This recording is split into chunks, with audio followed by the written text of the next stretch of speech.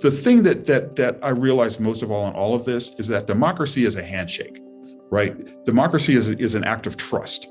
You have to follow the rules to have a democracy. If you break the rules, then you're supposed to have enough humility or shame to say, okay, we messed up the rules. But now that trust is gone, is completely gone. Despite what everybody has acknowledged was an attempt to decertify the presidential election, we still have a lot of members of Congress talking about how it didn't really happen, and that's kind of stymied the push for voting rights. We have state legislatures that are still pushing laws that keep people from the polls rather than open voting.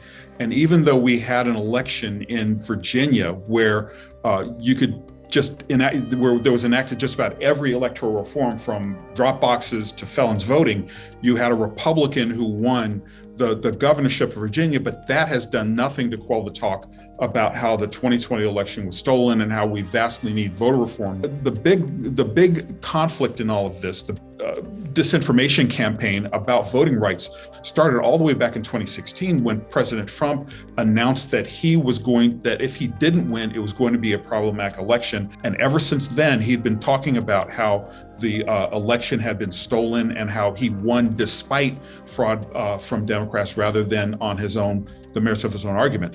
In the weeks before the 2020 election, where you had Bill Barr, the Attorney General of the United States, saying that he suspected, had no proof, but that he suspected that there was going to be voter fraud in the upcoming 2020 election.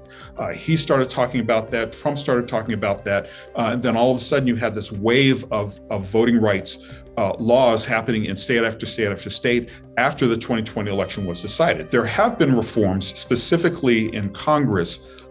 They have enacted some legislative reforms. They've been talking to the Capitol Police, and they now have authorization through a vote in Congress. The Capitol Police now has authorization to call in the National Guard when things get too hairy. The FBI has pledged to focus more on domestic terrorism than they had before. Even after Charlottesville, they should have been chastened and they should have known what was going on in DC. And even after January 6th, there are some reforms. They've been talking about sharing domestic intelligence information. There have been a refocusing of the National Security Agency on domestic terrorism. Same thing with the Homeland Security Department. They've all pledged to focus more on domestic terrorism, read white supremacy, because this was a legitimate threat to the democracy.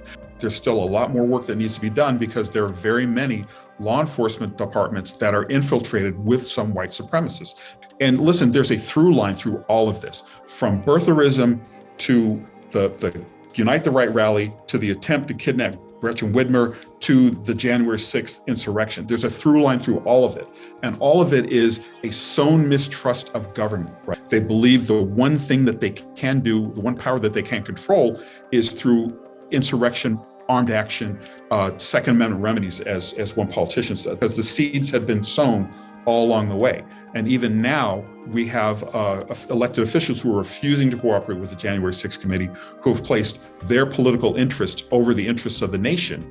And we have too many Republicans who are not willing to stand up and say that this is wrong, because they believe if they do, they'll get primaried by a Trump backer or they'll get voted out of office. There are possible solutions. The question is whether or not there's enough political will to get them done. So the checks and balances are really kind of out of balance right now. There are reasons to be optimistic because you did have some Republican officials who are standing up to this. Another reason to be optimistic is that a lot of news coverage is happening around January 6th. Polls showing that the American people believe that democracy is in peril. But it takes leadership. It takes a bully pulpit. It takes Joe Biden making this a top priority and speaking out about this. It takes putting pressure on lawmakers. It takes trying to get Republicans to understand the error of their ways. As long as there are people bringing the stuff to the light of day, as long as there are people who are working for reform and trying to get people to understand how democracy is just basically a handshake, then there's always hope.